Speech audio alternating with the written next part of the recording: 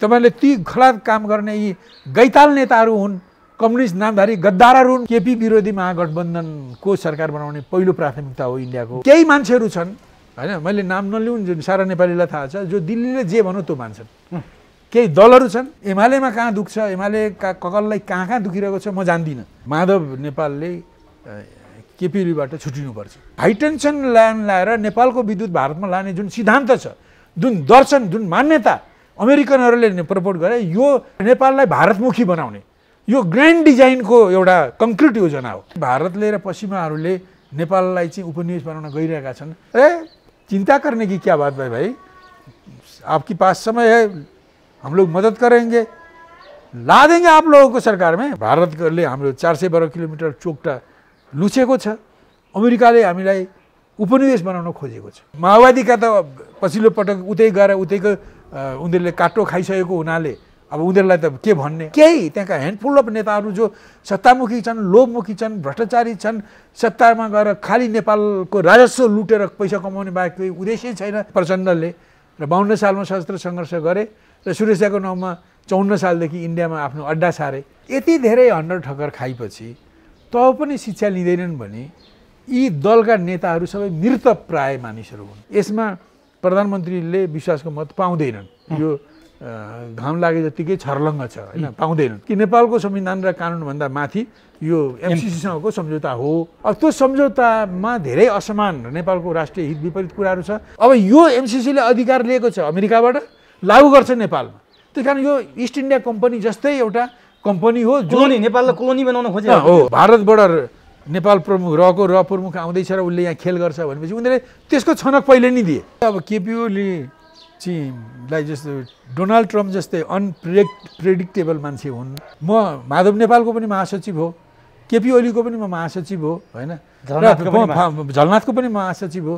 केपी ओलीले ह्या गर्यो हु गर्यो प्रतिगमन गरेको छ, डेमोक्रेसीको विरोधमा के को विरोधमा यति गरेको छ, त्यसमा मिल्ने तपाईँको डेमोक्रेटिक छवि नै बिग्रिन्छ। तपाईँहरूका यी न्यायोचित एकदम सही हैन, तपाईँहरूको इज्जत, तपाईँहरूको हैसियत, मान मर्यादालाई राख्ने यी सारा कुराप्रति हाम्रो पुरा समर्थन छ। केपीले हामीलाई पेलेर गएका छन्, त्यसकारण केपी ओलीलाई हटाउनु चाहिँ हाम्रो पवित्र कर्तव्य हो, क्रान्तिकारी कर्तव्य हो।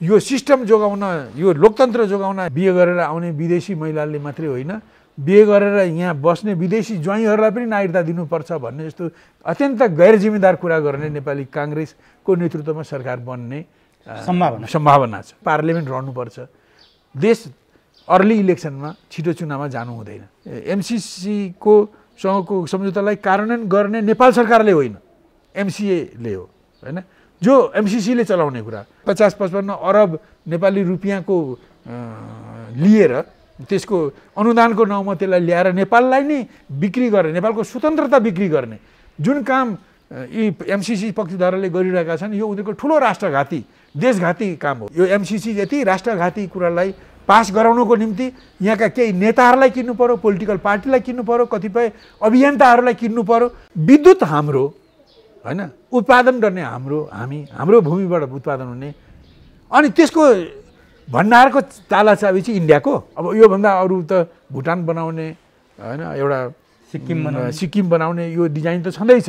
जनसङ्ख्याको अतिक्रमण गरेर यसलाई भन्नु फिजी जस्तो हैन भारतीय अङ्गीकृतहरूको देश बनाउने, उनीहरूको शासन यहाँ ल्याउने जुन प्रयत्न गरिँदैछ। पार्लियामेन्टबाट यो नागरिकता संशोधनलाई तुहाउने, एमसीसी पास गराउने, चुचे नक्सालाई पृष्ठभागमा लाने र इन्डियाका इन्ट्रेस्टका अरू धेरै काम गराउने। त्यो पार्टीमा को जगमा खोतल्ने हो भने मेरा पसिना र रगतका छिटाहरू छन्। एभरेस्ट नेपालमा माले महासचिव सीपी मैनालीलाई स्वागत गर्छु। मैनालीजी, तपाईँलाई एभरेस्ट नेपालमा हार्दिक स्वागत। बहुत धन्यवाद। देशमा कोरोनाको यो बेहाल अवस्था छ, सरकार कोरोना विरुद्ध लड्नुपर्ने बेलामा भारत आफै उत्तानो परेको महाद्वीप जस्तो भएको छ, भारतसँग वर माग्न सक्ने अवस्था छैन। तर त्यही भारत जहाँ कोरोनाले आक्रान्त छ, त्यही कोरोना नेपालमा आएर नेपालीको यो बेहाल छ। त्यही भारतबाट नेपालका रको नेपाली डेस्क प्रमुख राघव प्रसाद भट्टागर नेपाल आएका छन्। यसअघि दसैँको सम्मुख र प्रमुख सामन्त गोयल आउँदा नेकपाको अवस्था विच्छेद अवस्थामा पुग्यो। आजको राजनीतिक घटना त्यसैको जगमा भएको भन्ने कुनै अप्ठ्यारो छैन। फेरि यो महामारीको दौरान राघव प्रसाद भट्नागर के उद्देश्यका साथ नेपाल आयो होला? मैले यहाँबाट सोधेँ। बढी गम्भीर प्रश्न राख्नुभयो। वास्तवमा अब खुफिया एजेन्सीका नेपाल डेस्क प्रमुख भट्नागर भारतीय एजेन्सीका नेपाल डेस्क प्रमुख आए। यसले दुईटा कुरालाई यसले देखाउँछ। पहिलो कुरो त के भने तपाईँले अघि सुरुमा भूमिकामै धेरै कुरा भन्नुभयो के भिआइपी भिभिआइपीले चाहिँ यो कोरोना चाहिँ को अनुशासन पालन गर्नु पर्दैन, त्यसको कोड अफ कन्डक्ट पालन गर्नु पर्दैन। जसरी जुन ढङ्गले ती नेपाल डेस्क प्रमुख भट्नागर नेपालको त्रिभुवन एयरपोर्टमा आए र त्यसपछि उनी कता गए, तपाईँले भनेअनुसारै अब नेपाल स्थित लैनचौर स्थित दिल्लीको भारतको दूतावासले पनि हामीलाई थाहा छैन भन्छ, बेखबर छ। उसले त्यसरी आएको व्यक्तिको बारेमा यदि उसलाई थाहा छ भने अथवा एम्बेसीमा नि उनको आवास मिलाएको छ अथवा कुनै होटलमा मिलाएको छ एम्बेसीले भने उसले भन्नुपर्ने हो। किन ऊ त्यसो भन्दैन, होइन? त यदि उसलाई थाहा भएर पनि भनेको होइन भने अर्को रहस्यको कुरा भयो, होइन? अब खुफिया एजेन्सीका मान्छे आए, ठिक छ, उनीहरूले के कुरा गरे त्यो त पर्दा पछाडि रहने नै भयो केही समय पछि त त्यो पनि बाहिर आइहाल्छ, होइन? तर उनी आएको कुरालाई नि किन थाहा पाएर पनि नभनेको हो भने यसको रहस्य के हो? त यसले जुन ढङ्गले कोरोनाको कन्डक्टलाई आचार संहितालाई पालन गरिएन र यसले के भने आफ्नो फाइदाको निम्ति वर्तमान सरकार यो कोरोनाको प्रतिकार, यसको नियन्त्रण र जनतालाई यसको प्रकोपबाट बचाउने कुरामा गम्भीर छैन भन्ने कुरा देखाउँछ। किनभने जुन ढङ्गले तपाईँले अघि पनि भन्नुभयो, अब विभिन्न बाह्य मुलुकबाट आउने सङ्क्रमितहरूले नि यहाँ पनि त्यसलाई ल्याएका छन् र खास गरी भारतबाट चाहिँ स्थल मार्गबाट आउने पनि नेपालीहरू नै छन्, भारतीयहरू पनि छन्, आइरहेका छन्। उनीहरूबाट पनि त्यो आइरहेको छ र उनीहरूकै कारणले गर्दा कतिपय ठाउँमा गाउँका गाउँ मान्छेहरूलाई कोरोना सङ्क्रमण भएको छ, होइन? अब यो हवाई मार्गबाट पनि यो अनुशासनहीनतापूर्वक यो कोरोनाको कन्डक्ट पनि पालन नगरिकन जुन काम भइरहेको छ, यसले सरकार चाहिँ वास्तवमा यो प्रकोपप्रति जनताको यसको कोरोनाको मारप्रति जति संवेदनशील र जिम्मेदार हुनुपर्ने हो त्यो छैन भन्ने कुरा यसले पनि प्रमाणित गर्यो। अरू धेरै कुराहरू छन्, म त्यतापट्टि गइनँ, विषय अर्को भएकोले। जसरी अब रेमडेसिभिरको अब यहाँ कालाबजारी हुन्छ, कृत्रिम अभाव छ, कालाबजारी हुन्छ, अक्सिजन सिलिन्डरको कमी छ भन्यो, उत्पादन चाहिँ सिलिन्डर भए चाहिए भन्दा बढी गर्न सकिन्छ भन्ने उत्पादकहरू भनिरहेका छन्, त्यसको अभाव छ। बेड, अस्पतालमा बेड छैनन् र भनौँ न आवश्यक पर्दाखेरि आइसियुमा बिरामीलाई राख्न सकिन्न, अक्सिजन सहितको बेड पाइँदैन, यस्तो बेहाल छ देशमा, होइन? अब यस्तो स्थितिमा अब यो जुन एउटा इन्टरनेसनल फ्लाइटबाट एउटा त्यो कोरोनाको चाहिँ जङ्गल बनेको, कोरोनाको भनौँ न अहिले घारी बनेको हटस्पटबाट हटस्पट बनेको मुलुकबाट जो मानिस आइरहेका छन् त्यसप्रति भनौँ न कोरोनाको आचार संहिता नि उल्लङ्घन गर्न सरकार तयार छ भने, होइन? तयार भएको जो देखियो, यसले पनि यसको गैर जिम्मेदारी पनि देखिन्छ, एउटा कुरा। दोस्रो कुरा किन यस्तो बेला उनी आउनु चाहिँ यहाँ कोरोना भएको बेलामा कोरोनाको आचार संहिता भङ्ग गर्न आएका होइनन्। यसले खालि सरकारको कोरोनाको प्रकोपप्रतिको दृष्टिकोण देखाउने काम त गर्यो। उनी आएका के भने देशको राजनीति, होइन, यो जुन तरल स्थितिमा थियो, दिनै पछि को कता गयो अब के हुने हो भनेर दिनै पछि नयाँ नयाँ समाचार आइरहेका छन्। तर पनि अहिलेको यो सत्ता पोलिटिक्समा ले एउटा आइस ब्रेक गरिसकेको अवस्था होइन, होइन? यो भनौँ न यो साँच्चै भन्ने हो भने पुस 5 गतेदेखि यता अझै ओरै भन्ने हो भने फागुन 11 गतेदेखि यता अझै ओरै भन्ने हो भने फागुन 23 गतेदेखि यता एकदम निकटमै भन्ने हो भने 20 गतेदेखि यता, होइन? अब यो विशेष अधिवेशन बोलाएर विश्वासको मत लिने प्रधानमन्त्रीको जुन प्रयत्न छ, यसमा चाहिँ दिनै पछि को कता आउँदैछ जाँदैछ भन्ने कुरा भए पनि यसले एउटा ठोस आकार लिने गरी कुनै परिवर्तन भएको छैन। यस्तो बेलामा कस्तो परिवर्तन गराउनको निम्ति भारतीय खुफिया एजेन्सीका खेलाडी आएका होलान्, यो हामीले अनुमान गर्न सक्ने कुरा हो। अब यो वास्तवमा उनी कुनै राम्रो काममा आएका होइनन्। उनी भारतको विदेशीमा जासुसी गर्ने निकायको नेपाल देशका प्रमुख हुन् र नेपालकै माइक्रो म्यानेजमेन्टमा होइन खटिएका खुफिया एक किसिमका भनौँ प्रमुख हुन्, नेपाल प्रमुख हुन्। त के हुन सक्ला भन्दा अहिले जस्तो भनौँ 5 गतेपछि पुस 5 गतेपछि नै भारतको अब बाहिर जे जस्तो भए पनि भित्री मनसाय अब पार्लियामेन्टको पुनर्स्थापना होस् र अब त्यसमा अब यी फोहोरी खेलहरू बढुन्, सत्ताधारी दलका विभिन्न गुटको द्वन्द्व बढोस्, देशमा अस्थिरता आओस् र समयक्रममा घुमाउँदै फिराउँदै गएर गठबन्धन सरकार बनाउन सकियोस् आफ्नो अनुकूल। यो नेपाली एकजना नेताकै भाषामा भन्ने हो भने कम्फर्टेबल टु इन्डिया सरकार बनाउन सकियोस् होइन। अनि त्यसपछि ऊर्जा अहिले जुन घाउले भारतलाई पोलिरहेको छ त्यसमा मलमपट्टी लगाउन सकियोस्।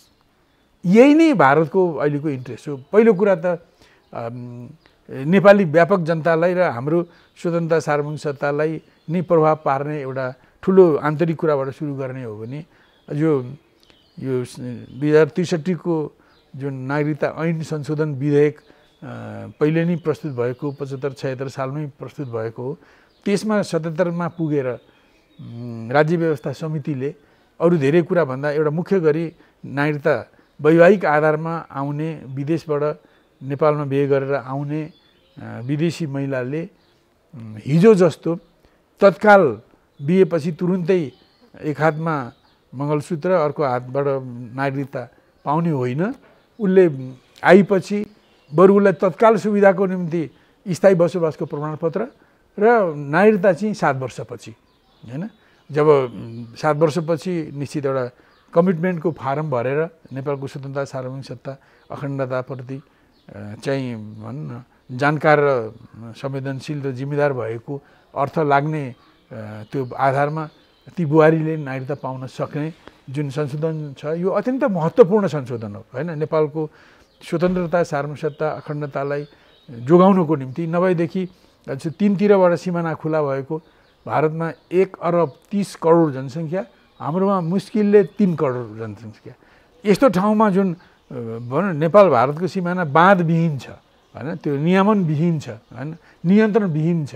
जोसुकै पनि भारतबाट आउन सक्ने र यताबाट पनि जान सक्ने जुन स्थिति छ यसले हाम्रो मुलुकमा जो प्रत्येक वर्ष हजारौँको सङ्ख्यामा भारतीयहरूले कानुनी ढङ्गले अथवा घुसपेसद्वारा होइन नागरिकता लिइरहेका छन्, अङ्गीकृति लिएका छन्, कतिपयले वंशजका लिए, कतिपयले जन्मसिद्ध लिए। उनीहरूको लाखौँको सङ्ख्यामा त्यस्ता मानिसहरू छन् र उनीहरूको अल्टिमेट भनौँ न लोयल्टी रहने भनेको दिल्लीको शासनप्रति हो होइन। त्यस्ता मान्छेहरूको सङ्ख्या बढिरहेको छ र त्यस्तै मान्छेहरूको सङ्ख्या बढाएर एक दिन नेपालका यहाँका जो रैथाने मधेसीहरू र यहाँका विभिन्न जातिका रैथाने जनसमुदायहरू र नेपालका यस हिसाबले नेपालका वंशजका नागरिकहरूलाई चाहिँ अल्पमतमा पारेर बहुमतमा चाहिँ यस्ता भनौँ न अङ्गीकृत नागरिकहरूलाई बहुमतमा पुर्याएर नेपालको राजनीति नै बदल्ने कम्तीमा पनि होइन। अब योभन्दा अरू त भुटान बनाउने होइन, एउटा सिक्किम बनाउने यो डिजाइन त छँदैछ, तर चुत्थोमा पनि जनसङ्ख्याको अतिक्रमण गरेर यसलाई भनौँ फिजी जस्तो होइन भारतीय अङ्गीकृतहरूको देश बनाउने, उनीहरूको शासन यहाँ ल्याउने जुन प्रयत्न गरिँदैछ यसलाई रोक्नु एउटा ठुलो उद्देश्य हो होइन। यसको निम्ति अब यो संसदले त ऐन पास गर्नु पर्यो। यदि कुनै हिसाबले भित्री आन्तरिक समझदारीले अथवा राजनीतिक सहयोगले सत्ताधारी दल र प्रमुख प्रतिपक्ष बीचको समझदारी र सहयोगले अब संविधानको भनौँ न दफाहरू टेक्दै होइन अहिले 2/3 नबन्ने 76 को नबन्ने, त्यसपछि 76 को बन्ने, त्यसपछि 76 को बनेर 7 मा पुग्ने र संसदको विघटन गरेर निश्चित समयमा चुनाव गर्ने दिशामा जान्छ होला कि त्यस्तो नहोस्। त्यस्तो भयो भने यही यो भनौँ न विभिन्न ढङ्गले चाहिँ छेद विच्छेद भएको र विभिन्न ढङ्गले खेलाइएका मानिसहरू भएको जुन पार्लियामेन्ट छ, दलहरू छन्, अब जुन ढङ्गले अस्तव्यस्तता भएको छ, तरलता रहेको छ सांसदहरूमा पनि, यस्तो स्थितिमा नि त्यो नागरिकता संशोधन विधेयकमाथिको जुन संशोधन छ राज्य व्यवस्थाले पास गरेको मैले अघि उल्लेख गरेँ, त्यसलाई पारित गराउने एउटा महत्त्वपूर्ण कुरा हो, जसको लागि पार्लियामेन्ट रहनुपर्छ। देश अर्ली इलेक्सनमा छिटो चुनावमा जानु हुँदैन हैन। यो मतलब खिचडी सरकार हुनुपर्छ। त्यो एउटा गठबन्धनको खिचडी सरकार हुनु पर्यो, जहाँ चाहिँ अब जस्तो भनौँ न, अब नेपाली काङ्ग्रेसको नेतृत्वमा बन्ने, नेपाली काङ्ग्रेस त्यो विधेयकको त्यो संशोधनको विरोधमै उभिँदै आएको कुरा हो। त्यहाँसम्म कि नेपाली काङ्ग्रेसले त यतिसम्म गैर जिम्मेदार कुरा गर्यो कि यस्तो कुरा गर्ने हो भने अब हामीले बिहे गरेर आउने विदेशी महिलाले मात्रै होइन, बिहे गरेर यहाँ बस्ने विदेशी ज्वाइँहरूलाई पनि नागरिकता दिनुपर्छ भन्ने जस्तो अत्यन्त गैर जिम्मेदार कुरा गर्ने नेपाली काङ्ग्रेसको नेतृत्वमा सरकार बन्ने सम्भावना छ। त्यसलाई साकार पार्नु पर्यो, तब मात्रै त्यो लक्ष्यलाई पुरा गर्न सकिन्छ। र यो अब हाम्रो लिम्पियाधुरा कालापानी लिपु लेकलाई कब्जा गरेर त्यो रणनीतिक महत्त्वको ठाउँलाई कब्जा गर्नुको जति माने छ, जति माने छ, त्योभन्दा कम मानेको यो संशोधन होइन।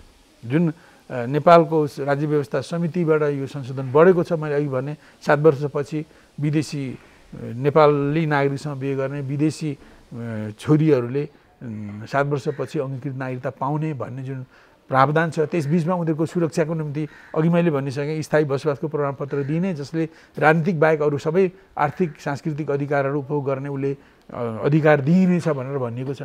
हो, यसलाई टुहाउनु एउटा प्राथमिक कुरा हो। भारतले जुन ढङ्गले यो झुटो कुरा गरेर रोटी बेटीको सम्बन्ध भन्छ, होला बेटीको त सम्बन्ध हो, नेपालका छोरी पनि उता बिहे गरेका छन्, उताका छोरी पनि बिहे गरेर आएका छन्, ठिक छ। रोटी कसरीको सम्बन्ध हो? हाम्रो रोटी त हामी नै कमाइरहेका छौँ।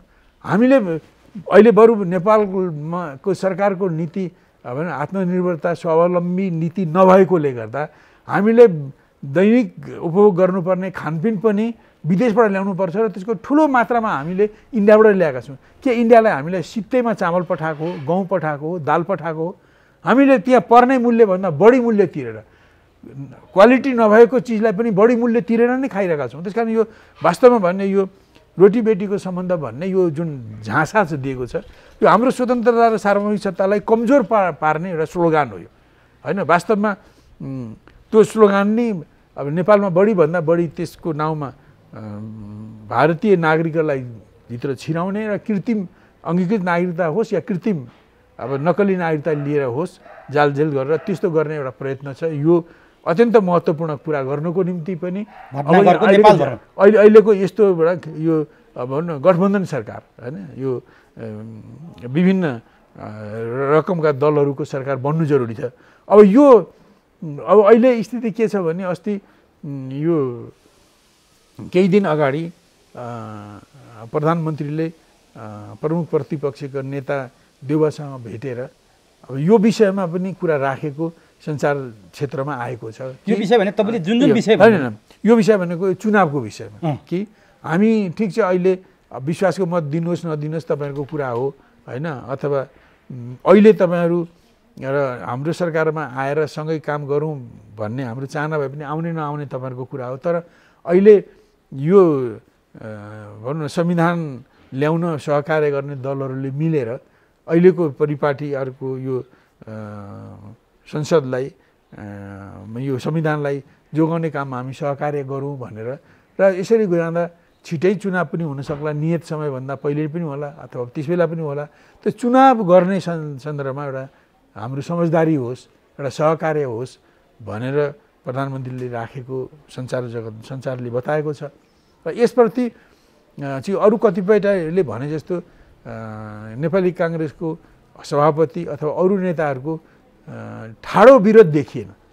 मौन समर्थन जस्तो हो त्यो। उनीहरू मौन रहेका छन् अथवा त्यसप्रति भन्नु सकारात्मक भाव देखिने गरी बसेका छन् र त्यो उनीहरूको बिचमा छलफलको विषय बन्न सक्ने बनेको छ। तर नि त्यो केपी ओली भेट्न गइसकेपछि शेरबहादुर देउवा लगायत काङ्ग्रेसले प्रष्टसँग हामी विश्वासको मत दिन्नौँ, 27 गते पछिको कुरामा चाहिँ छलफल गर्न सकिन्छ भन्नुको अर्थ के हो? त्यही हो के 27 गतेपछि फेरि नेकपा एमालेको केपी ओली समूह र शेरबहादुरको समीकरण बन्न सक्छ? अब यसो नि, अब एउटा कुरा समीकरण भन्नुभन्दा पनि यस्तो पहिलो कुरा चुनावमा एउटा समझदारी र सहकार्य होस् भनेको हो। जस्तो भनौँ अब एउटा यो मैले पछि त्यस विषयमा जाउँला होइन, यो त्यतापट्टि प्रमुख प्रतिपक्षको पनि सभापति सहित प्रमुख प्रतिपक्षका नेताहरूले पनि यो प्रधानमन्त्रीको प्रस्तावलाई ठाडै विरोध गरेनन् होइन। यद्यपि कतिपयहरूले ठाडै विरोध गरे यसको पनि भनेको होइन। अब दुईटा कुराको त ठाडै विरोध गरे त्यो स्वाभाविक पनि हो कि हामी मत दिन्छौँ, हामी प्रमुख प्रतिपक्षको नाताले र तपाईँ सरकारले गरेका कामहरूलाई हेरेर हामी तपाईँहरूलाई विश्वासको मत दिन सक्दैनौँ र तपाईँहरूसँग सहकार्य गरेर अहिले सरकार चलाउन सक्दैनौँ। प्रश्न पारे यसमा त उहिले गर्नु स्वाभाविक पनि हो। यो प्रधानमन्त्रीले मागेको पनि होइन। अब औपचारिकतावश कुरा राख्नु एउटा कुरा हो, तर उनको जोड चाहिँ अब चुनाव गर्न अर्ली इलेक्सन होस्, अर्ली इलेक्सन चाहिँ एउटा स्पष्ट पारदर्शी समझदारी र एउटा राजनीतिक सहयोगको आधारमा गरौँ न भन्ने प्रस्ताव थियो, जुन प्रति प्रमुख प्रतिपक्षको सभापति लगायत अरूहरूको ठाडो विरोध देखिएन। यद्यपि अरू कतिपयले चाहिँ यसमा पनि ठाडो विरोध आयो भनेर झुटा कुरा गरेका छन्। अब यस्तो स्थिति भएपछि यसलाई बदल्नु पर्यो होइन। अब यो चाहिँ भनेको प्रतिनिधि सभा त्यस्तो माने के हुनसक्छ भने त्यस्तो ठिक छ प्रधानमन्त्रीले विश्वासको मत नपाउलान्, जस्तो ठिक छ आफूभित्रको झगडा अब माधव नेपाल केपी ओलीको बिचमा बातचित हुँदैछ, त्यसले अब एउटा रूप ल्याउला, एउटा रूप ल्याउला, कमसेकम त्यो मत्थर होला होइन। जुन ढङ्गले भनौँ न फ्लोर क्रस नगरे पनि मतदानभन्दा अगाडि सामूहिक राजीनामा दिने र जाने भन्ने किसिमको जुन स्थिति थियो त्यो घटेर होइन। केपी ओलीले पनि अब हिजो जुन आपत्ति अर्को पक्षले माधव झलनाथ पक्षले जुन उठाएका छन् होइन, ती आपत्तिहरूप्रति पनि केही पुनर्विचार गर्ने, केही त्यसलाई पनि सम्बोधन गर्ने, उताबाट पनि केही सम्बोधन हुने र यो रुलिङ पार्टीले एकै ठाउँमा भोट हाल्ने, प्रधानमन्त्रीकै पक्षमा हाल्ने, तर अब अर्कोपट्टिबाट भोट कसैको नआउला र यसमा प्रधानमन्त्रीले विश्वासको मत पाउँदैनन्। यो घाम लागे जत्तिकै छर्लङ्ग छ होइन, पाउँदैनन्। तर त्यति भएपछि के हुन्छ भने त्यसको माने अब प्रधानमन्त्रीले विश्वासको मत नपाएपछि उहाँले राजीनामा दिने बाहेक विकल्प रहँदैन। राजीनामा दिएपछि प्रधानमन्त्रीको हैसियत काम चलाउ केयरटेकर प्रधानमन्त्रीको हुन्छ। तर सरकार त तबसम्म आउँदैन जबसम्म यो सरकारलाई विस्थापित गर्न अविश्वास मार्फत अर्को त्यो गर्नको लागि अर्को सरकार बन्दैन होइन, त्यो गर्नु पर्यो। त्यस कारणले अब यो भएपछि पनि केपी ओलीकै केयरटेकर गभर्मेन्ट बन्छ। अनि त्यसपछि अब नयाँ सरकार बन्ने क्रममा अब अहिले पनि 72-76 अन्तर्गतकै 1-2 वा 2 भन्दा बढी दलकै सरकारको अपेक्षा गरिन्छ। अब त्यो केही दिन होइन त्यसको अवधिमा त्यो सरकार बन्न सकेन भने अब स्वाभाविक छ कि 76 को 3 अन्तर्गत लार्जेस्ट पार्टीको सबभन्दा ठुलो पार्टीको सरकार बन्ने हुँदा केपी ओलीकै लार्जेस्ट पार्टी भएकोले केपी ओलीकै सरकार बन्ला, जसले 30 दिनपछि विश्वासको मत ल्याउनुपर्छ। अब यो 30 दिन भनेपछि अब भनौँ न यो वैशाखको केही दिन फर्स्ट विकमा यो घटना भएपछि अब 15 गते जेठको लास्टतिर भनौँ, अब जेठको 15तिर अब त्यसपछि नीति कार्यक्रम आउला, त्यसपछि बजेट आउला होइन। अब आदि इत्यादि हुँदै जाने क्रममा चाहिँ अब विश्वासको मत लिने क्रममा फेरि पनि प्रधानमन्त्रीले विश्वास पाउँदैनन्। त्यो विश्वास नपाएपछि स्वाभाविक छ कि फेरि पनि त्यो प्रधानमन्त्री केयरटेकर बन्छन्। त्यसपछि अर्को वीर बाँकुरे कसकै इन्डिभिजुअलले समर्थन छ भनेर आउने अवस्थै म देख्दिनँ। अब त्यो नभएपछि 76-7 अन्तर्गत निर्वाचनमा जाने। अब यो संविधान अनुसार नै एउटा गर्ने, यसको निम्ति प्रमुख प्रतिपक्षको एउटा समझदारीको आवश्यकता छ होइन, उनीहरूको सहयोगको पनि आवश्यकता छ।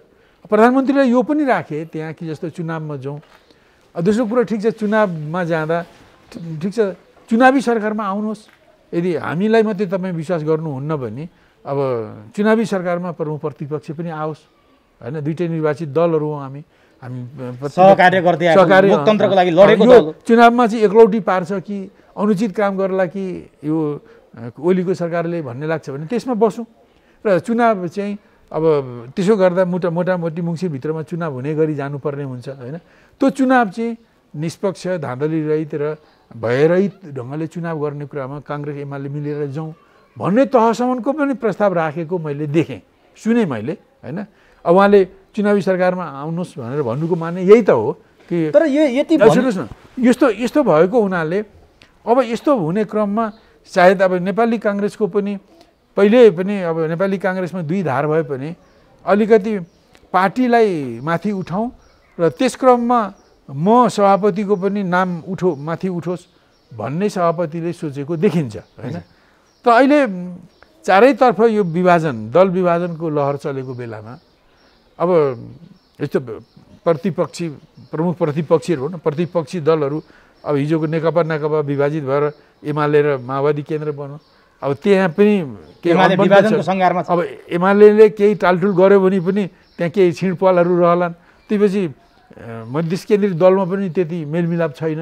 यस्तो स्थितिमा चुनाव भयो भने अब नेपाली काङ्ग्रेसले बहुमत ल्याउन सकिएला अथवा लार्जेस्ट पार्टी कसो नहोला भन्ने सोचेर पुरै पार्टीलाई नै माथि उठाउने र त्यस क्रममै अब समुद्रको जहाज चाहिँ छालले माथि उठायो भने सबै यात्रीहरू समुद्र माथि उठ्या हुन्छन् नि त। सिङ्गो नेपाली काङ्ग्रेस नै चुनावबाट माथि आयो भने भने त्यो चाहिँ एकजना मात्रै नभएर काङ्ग्रेस पार्टी नै माथि आएको ठहर छ। त यो लार्जर इन्ट्रेस्ट अफ द पार्टीलाई हेरेर होला, त्यसमा आफ्नो इन्ट्रेस्ट सभापतिको पनि इन्ट्रेस्ट हुने नै भयो होइन। त्यो भएर उनीहरू चुनावमा जाने हुन् कि भन्ने चाहिँ खुफिया सूचना, खुफिया षड्यन्त्रलाई दिल्लीमा पढ्यो होलान् उनीहरूले। त्यही कारण यो कुरा कसरी रोक्ने होइन, यो चुनावमा नजाओस् र गठबन्धन छिर्केमिर्के सरकार नै बनोस् भन्ने र त्यसले यो नागरिकता विधेयकलाई पनि जुन ढङ्गले संशोधन भएर आएको छ राज्य व्यवस्थाबाट त्यो संशोधन पनि फिर्ता होस् अथवा त्यसलाई त्यही रूपमा पारित नगरून्। र साथसाथै अब एमसिसीको पनि कुरा छ। एमसिसीको त भागीदार भनौँ यो आइपिएसको यसलाई भनौँ संश्रयकारी भारत पनि हो, अमेरिकाको संश्रयकारी भारत हो। भारत चाहिँ क्वाडको पनि मेम्बर हो, अमेरिका, भारत, जापान, अस्ट्रेलिया यो क्वाडको चौगुटाको पनि मेम्बर हो।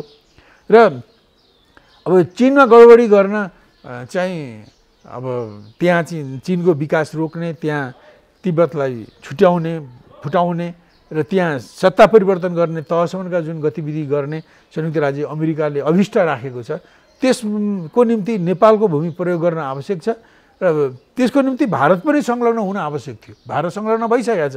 त्यसकारण त्यस्तो भएको हुनाले एमसिसी पनि पास गरेर त्यो जुन एमसिसीले दुईटा प्रोजेक्ट ल्याएको छ, त्यो दुईटा प्रोजेक्टको छ। त्यसको पहिलो कुरो त एमसिसी यो हिन्द प्रशान्तमा रणनीति, सुरक्षा रणनीतिको अभिन्न अङ्ग भएकोले हाम्रो जस्तो मुलुकले त्यसलाई स्वीकार गर्नुहुन्न।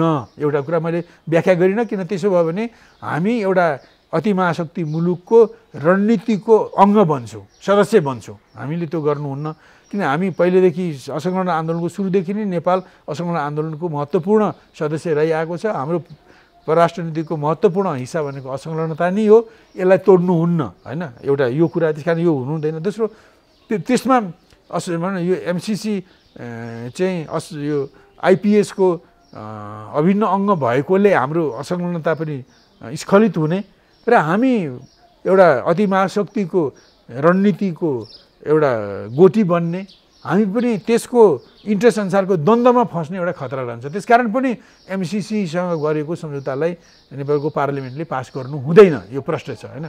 दोस्रो कुरा के हो भने यसमा त्यो सम्झौता जुन 2017को सेप्टेम्बर महिनामा काङ्ग्रेस र माओवादीको सरकार भएको बेलामा, काङ्ग्रेसको ज्ञानेन्द्र बहादुर कार्की अर्थमन्त्री भएको बेलामा सही गरिएको सम्झौता छ।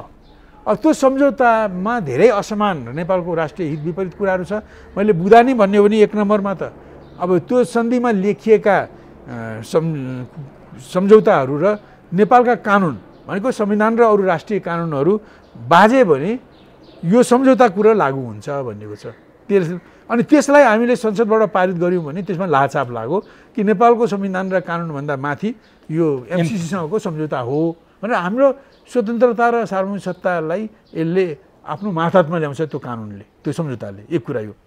दोस्रो कुरा के हो भने अब यो जुन सम्झौता छ यो यसलाई लागू गर्ने MCA एकाउन्ट भन्ने मिलेनियम च्यालेन्ज कर्पोरेसन एकाउन्ट भन्ने छ त्यो एकाउन्ट चाहिँ त्यो जुन समिति बनेको छ यो विकास समिति अन्तर्गत ऐन अन्तर्गत बनेको पनि त्यस MCC ले के भन्छ भने त्यो MCC कम्पनीले नि हरेक मुलुकका MCC एकाउन्टहरूलाई हरेक मुलुकका उसकोहरूलाई उसले नै चलाउने कुरा हो नेपालको कानुन अन्तर्गत भए पनि त्यो MCC एकाउन्टले निर्देशन मान्ने MCC कम्पनीको हो हैन मिलेनियम च्यालेन्ज कर्पोरेसन कम्पनीको उसले कानुन मान्छ नेपालको मान्दैन त्यसमा चियाउन पनि त्यसको अनुगमन गर्न पनि MCC को नेपाल छ हैन त्यस कारणले गर्दा अब त्यसपछि त्यसलाई MCC को सँगको सम्झौतालाई कार्यान्वयन गर्ने नेपाल सरकारले होइन MCA ले हो हैन जो MCC ले चलाउने कुरा अब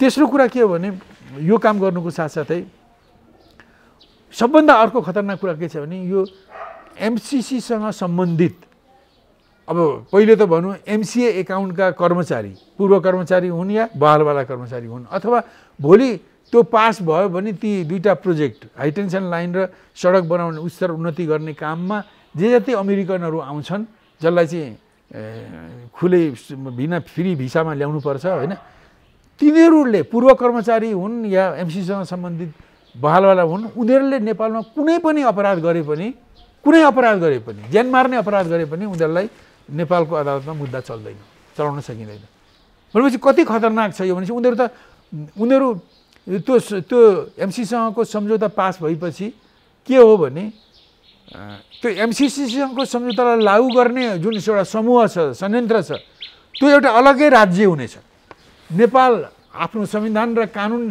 सरकार सहितको एउटा राज्य छ त्यो यो नेपाल राज्यभित्र त्यो अर्को राज्य हुनेछ MCC राज्य जसरी 1700 ईस्वीमा अब इस्ट इन्डिया कम्पनी ब्रिटिस सरकारले पारित गरेको कम्पनी थियो र भारतमा व्यापार गर्न आयो र उसले लन्डन सरकारले ब्रिटेन सरकारले दिएका अधिकारको आधारमा उसले भारतमा व्यापार गर्ने क्षेत्रलाई सुरक्षा गर्ने त्यो व्यापारिक क्षेत्रलाई सुरक्षा गर्नलाई उसले फौज पनि राख्ने अधिकार उसले ब्रिटेन सरकारबाट लियो र त्यो इन्डियामा लागू गर्यो अब यो MCC ले अधिकार लिएको छ अमेरिकाबाट लागू गर्छ नेपालमा त्यसकारण यो इस्ट इन्डिया कम्पनी जस्तै एउटा कम्पनी हो जो नेपाललाई कोलोनी बनाउन खोजे हो अब नेपाल ब्रिटिसले भारतलाई कोलोनी बनायो त्यस्तै नेपाललाई गुलाम देश बनाउने कोलोनी बनाउने नि त्यसको उद्देश्य हो हैन दोस्रो यसकारण यो त्यही उद्देश्य भएकोले मैले तेस्रो कुरा भने मैले हैन MCA एकाउन्ट चाहिँ नेपालको कानुन अनुसार बने पनि MCC ले चलाउने हो तेस्रो कुरा MCC सँग सम्बन्धित कुनै कर्मचारी पूर्व अथवा बहालवालाले गरे पनि उनीहरूलाई कुनै दण्ड सजाय हुँदैन उनीहरू अलग्गै भनौँ न उनीहरूको अलग्गै राज्य हुन्छ त्यो तेस्रो कुरा यो हो अब चौथो कुरा त्यसले सिर्जना गर्ने भनौँ न बौद्धिक अधिकार पनि पुरा उसले उपभोग गर्न पाउने उसले अधिकार राख्छ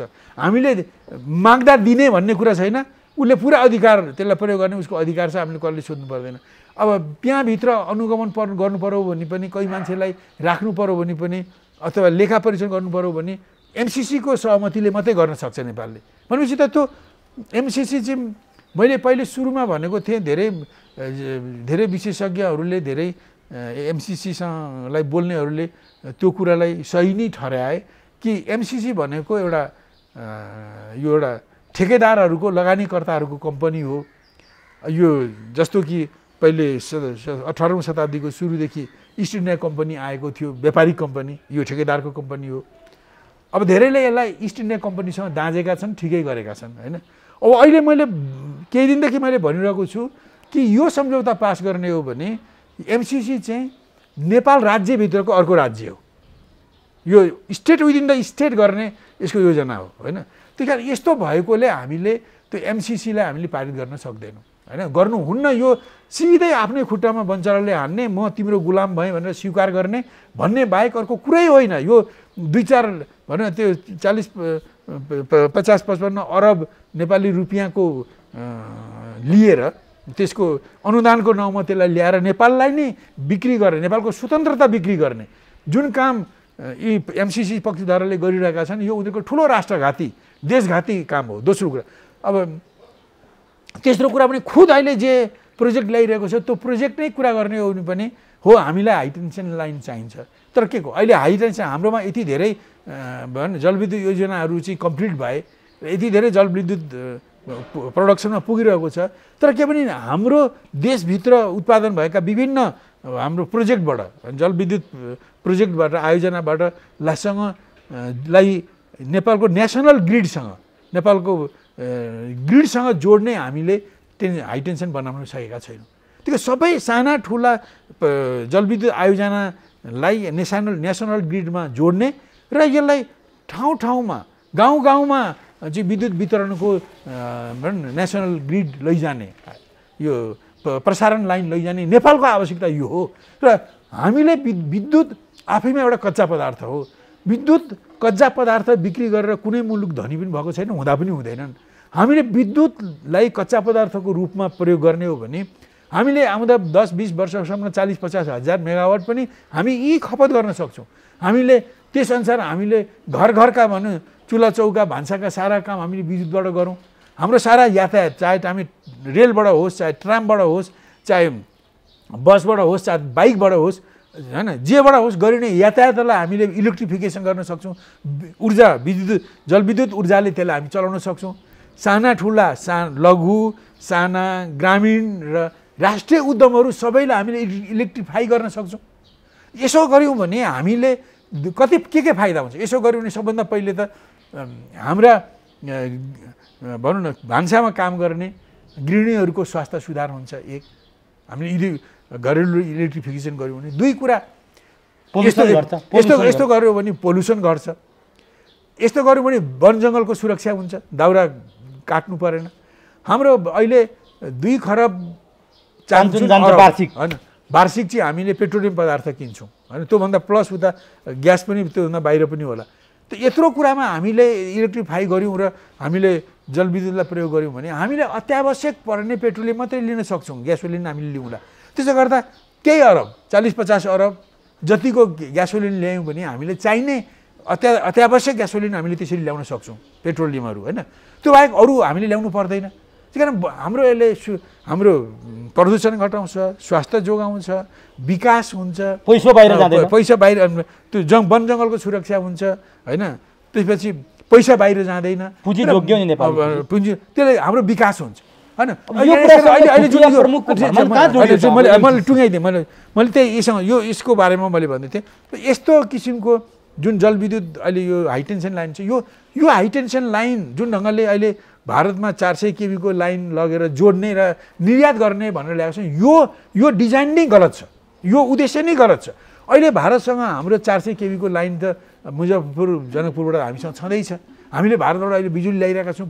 अहिले थोरबहुत हामीले पनि दिनु पर्दाखेरि त्यही हाई टेन्सनबाट हामी दिन सक्छौँ। हामीले यो अघि मैले भने जस्तो घरेलु कुरादेखि लिएर यातायातमादेखि लिएर उद्योग धन्दादेखि सबै कुरामा हामीले चाहिँ इलेक्ट्रिफिकेसन गर्ने बाटोमा गयौँ भने होइन, अब हामीले त धेरै बिजुली त हामीले बाहिर भारतमा हामीले पठाउनै सक्दैनौँ होइन। त्यो गर्ने बाटो पनि हाम्रो विकास हुन्छ। त्यही कारण यो कच्चा पदार्थलाई प्रयोग गर्नको यो बाधक छ। जुन हाई टेन्सन लाइन ल्याएर नेपालको विद्युत भारतमा लाने जुन सिद्धान्त छ, जुन दर्शन, जुन मान्यता अमेरिकनहरूले प्रपोज गरे, यो देशमा चाहिँ नव उदारतावादी पुँजीवादलाई अगाडि बढाउने र नेपाललाई भारतमुखी बनाउने यो ग्रान्ड डिजाइनको एउटा कङ्क्रिट योजना हो। यस्तो एउटा जुन आइरहेको छ, यो नेपालको हित विपरीत एजेन्सी त यो यस कारणले पनि हामी यसलाई मान्न सक्छौँ। त्यसमा म तपाईँलाई अर्को एउटा कुरा पनि अलिक गौण कुरा हो तर बहुत जरुरी कुरा के हो भने यो हाई टेन्सन लाइन 103 किलोमिटर बन्नेवाला जुन छ, त्यो विद्युत प्राधिकरणले बनाउने हो भने 1 किलोमिटर बनाउँदा बढीमा 6 करोड 5-6 करोडमा 1 किलोमिटरको हाई टेन्सन लाइन बनाउँछ। एमसिसी प्रोजेक्टले के भन्छ 103 किलोमिटर बनाउँदा उसले 21-22 करोड प्रति किलोमिटर। ल हेर्नुहोस् त, डबल के 5 चौको 20, 4 गुणा भन्दा पनि बढी। यो किन यस्तो गरेको भन्दा यो अरू के ल ठिक छ, अमेरिकनहरूलाई आएर उनीहरूको मान्छे पनि आएर बनाउँदा यसलाई 5 करोड नभएर 10 करोड लाग्ला नि। ल भन्नु उनीहरूको मान्छे आए, उनीहरूको अलिकति उन्नत सामग्री के ल्यायो भनेर आदि इत्यादि गर्दा ल 10 करोड। अब भने 12 करोड जुन उनीहरूले लगाइरहेका छन् 1 किलोमिटरमा, त्यो के को निम्ति भन्दा त्यो पैसा जोगाउने र यो एमसिसीलाई नेपालमा यो नेपाललाई उपनिवेश बनाउने, नेपाललाई भनौँ न यो एउटा पुँजीवादी साम्राज्यवादको आर्थिक एउटा बजार बनाउने कोलोनी बनाउने ढङ्गले यो एमसिसी जति राष्ट्रघाती कुरालाई पास गराउनको निम्ति यहाँका केही नेताहरूलाई किन्नु पर्यो, पोलिटिकल पार्टीलाई किन्नु पर्यो, कतिपय अभियन्ताहरूलाई किन्नु पर्यो र त्यसरी प्रचारमा खर्च गर्नु पर्यो। त्यसको निम्ति उनीहरूले यो 12 त्यसबाट जुन प्रत्येक किलोमिटरबाट जुन 10-12 करोड उनीहरूले बचाउँछन् त्यो उनीहरूले यो गलत काममा प्रयोग गर्छन्। यसकारणले पनि यो एमसिसी सम्झौतामा हामी सहमत हुन सक्दैनौँ। र मैले भन्न खोजेको यस्तो किसिमको सम्झौता भएपछि इन्डियाको पनि इन्ट्रेस्टमा जोडियो के भने नेपाल त भारत आश्रित हुने नै भयो। अहिले सम्झौतामै लेखेको छ कि कुनै एमसिसीसँग गर्ने कुनै पनि प्रोजेक्ट एमसिसीले गर्ने कुनै पनि प्रोजेक्टको भारतको सहमति चाहिन्छ। त भारतको योजना उसको सहमति बगैर यहाँ कुनै राम्रो काम बन्न सक्दैन भनेपछि त अनि फेरि भारतमै बिजुली हाम्रो प्रसारण लाइन जाने, गोरखपुरमा प्रसारण लाइन जाने र हाम्रो स्विच कन्ट्रोल भारतबाट हुन्छ भनेपछि त विद्युत हाम्रो हैन, उत्पादन गर्ने हाम्रो भूमिबाट उत्पादन हुने अनि त्यसको भण्डारको ताला चाबी चाहिँ इन्डियाको। यसरी हामीलाई इन्डियाको आश्रित हामीलाई डबल गुलाम बनाउने एउटा त पश्चिमाहरूको गुलाम त भयो बनाउने त उद्देश्य भयो इन्डियाको पनि गुलाम बनाउने ढङ्गले आएको छ। यी 3टा कारणले एमसिसी पास गर्नुहुन्न। तर इन्डिया के चाहन्छ भने इन्डिया यो आइपिएसको साझेदार भएकोले, एलआई भएकोले, त्यसको संशयकारी भएकोले, मित्र भएकोले र इन्डियालाई अपर ह्यान्ड राखेर इन्डियाको पनि नियन्त्रण एमसिसी प्रोजेक्ट ल्याउनमा इन्डियाको पनि नियन्त्रणमुखी भूमिका राखेर आएकोले इन्डिया पनि त्यो एमसिसी प्रोजेक्टको पक्षमा छ। त्यसकारण अहिले पार्लियामेन्ट पास गराउने एमसिसी पास गराउने र संयुक्त खिचडी सरकार बनाउन भट्टनगर आए। खिचडी सरकार बनेपछि मात्रै त्यो नागरिकता संशोधनलाई तुहाउन सकिन्छ, एमसिसी पास गर्न सकिन्छ। त्यसपछि जुन चुचे नक्सा छापियो त्यसलाई पृष्ठभागमा ठेल्न सकिन्छ हैन। त्यसलाई चाहिँ त्यो छँदैछ तर त्यसलाई अब त्यहाँ दनादन उनीहरूले बाटो बनाइरहेका छन् हैन।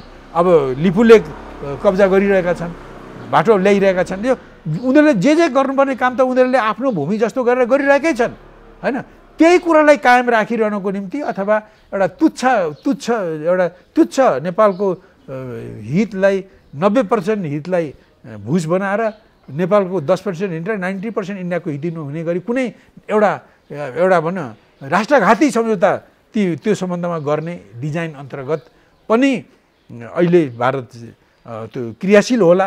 र त्यही यसको निम्ति देशमा एउटा गठबन्धन सरकार चाहियो। त्यो गठबन्धन सरकार बन्दैन कि क्या हो? प्रमुख प्रतिपक्ष यो नरुचाइएको प्रधानमन्त्री केपी ओली अब प्रमुख प्रतिपक्षको नेता देउवासँग गएर कुरा गर्दा अब नेपाली काङ्ग्रेस पनि अलिकति मौन र सकारात्मक जस्तो देखिएकोले वा चुनावमा जाने हो कि र अहिले नै जुन तत्कालै यो जुन तरल जो अस्थिर पार्लियामेन्ट भएको बेलामा यो पार्लियामेन्टेरियनको दिमाग खलबलिएको बेलामा हैन, सरकार पनि खलबलिएको अस्थिर सरकार बनेको बेलामा यी कुराहरूलाई कोभिडको यस्तो आक्रान्त मारामार भएको बेलामा पनि यस्तो बेलामा यदि अघि भनिएका नागरिकता सम्बन्धी कुरा, अघि मैले भनेको एमसिसीलाई पारित गर्ने, संसदबाट पारित गराउने जस्तो कुरा र चुचे नक्सालाई ओझेलमा पार्ने जस्ता कुरा र अरू धेरै नेपाललाई तल पार्ने कति काम गराउन सकिन्छ यो गठबन्धन सरकारबाट, त्यो गराउनको निम्ति दिल्लीको अहिलेको इन्ट्रेस्ट हो हैन। इन्ट्रेस्ट हुनुपर्छ। मैले उनीहरूका समग्र कुराहरूलाई हेर्दा उनीहरूको इन्ट्रेस्ट हुनुपर्छ नेपालमा गठबन्धन सरकार बनाऊ। यो गठबन्धन सरकार बनायो भने मात्रै यी कुराहरू पुरा हुन्छन्। त्यसकारण यो हिजो अस्ति केपी ओली र शेरबहादुर देउपा बिचमा भएको उहाँहरूको टिमले जुन कुरा गर्यो त्यसले बन्दैन कि भन्ने जस्तो देखियो। वा नेपाली काङ्ग्रेसले चुनावपट्टि गइदिने हो कि त्यसलाई रोक्नको निम्ति त्यसलाई जसरी पनि यहाँ आफ्ना मान्छेहरूलाई उचाल पछार गरेर डराई धम्काइकन अथवा लोभ प्रलोभन आश्वासन विभिन्न दिएर उनीहरूलाई चाहिँ यो अर्ली चुनावमा जानबाट रोक्ने र गठबन्धन सरकार बनाएर अघि भनेका ती राष्ट्रघाती कामहरू गराउने उद्देश्यले त्यसमा खेल्नको निम्ति आएको हुनुपर्छ। किनभने तपाईँले अघि सुरुमै भन्नुभयो अब दसैँ छेका आएको सामन्त गोलले जुन नेकपा छेदविच्छेद भयो होइन, नेकपा मात्रै देशको पोलिटिक्स नै छेदविच्छेद भयो नि त। नेकपा त फुटो होइन।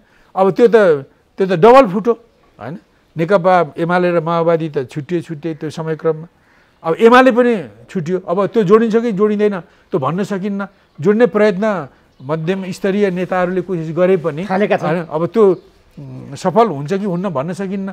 सफलताको ठाउँमा पुगे पनि त्यसमा हिजो जसरी गोयल आएर यतापट्टि प्रधानमन्त्रीको साइडलाई पनि प्रधानमन्त्रीको इच्छा पुरा गरेर तपाईँले बारम्बार भन्दै आउनुभएको छ प्रधानमन्त्रीको इच्छालाई अब प्रधानमन्त्रीलाई के लाग्छ भने इन्डियाले गोयलले मेरो इच्छालाई सहयोग गर्न खोजेको छ, यसले हस्तक्षेप गर्न खोजेको होइन भन्ने उनले बुझ्ने गरी केपी ओलीका ती भनौँ बाइपङ्खी इच्छाहरूलाई सहयोग गर्ने। अझ माधव प्रचण्डहरूले पनि अब केपीले हामीलाई पेलेर गएका छन्, त्यस कारण केपी ओलीलाई हटाउनु चाहिँ हाम्रो पवित्र कर्तव्य हो, क्रान्तिकारी कर्तव्य हो। यो सिस्टम जोगाउन, यो लोकतन्त्र जोगाउन, ह्या गर्न हु गर्न केपी ओलीलाई हटाउनु हाम्रो परम कर्तव्य हो भनेर उनीहरूले बुझेपछि अब उनीहरूलाई पनि त्यही र ठिक छ बा तिमीलाई हामी सहयोग गर्छौँ। दुइटैले आफ्नो इच्छा पुरा गर्न, महत्त्वाकांक्षा पुरा गर्न सहयोग गर्न सामन्त गोयल आए। त्यसैको परिणाम हामीले देख्यौँ कसरी 5 गतेको घटना र त्यहाँदेखि अहिलेका घटना हामी देखिरहेका छौँ। अब त्यो चाहिँ त्यसले ग्रेट बिगिनिङ सामन्त गोयलले गरे। अब स्मल बिगिनिङको लागि स्मल लिडर आएको छ, भटनागर आएको छ, यो नेपाल प्रमुख आएको छ। ऊ त हिजो अब भनौँ रको चिफै थिए, सिङ्गो रको चिफै थिए आएका। अब अहिले चाहिँ नेपाल चिफ आएको छन् रका, होइन। उनको उद्देश्य चाहिँ यस्तो किसिमको गठबन्धन सरकार बनाएर अघि भनेका राष्ट्रघाती कामहरू गराउनु र नेपाललाई सदाको निम्ति पश्चिमाहरूको र इन्डियाको कोलोनी बनाउने दिशामा लैजानु। अब यदि तपाईँले व्याख्या गरिरहँदा हिजो अस्तिका समाचार हेर्ने हो भने नेकपा एमाले भित्र मिलनको बिन्दु भेटिन्छ कि भनेर देखिएको जस्तो एउटा कालो बादलमा चाँदीको घेरा देखिएको थियो।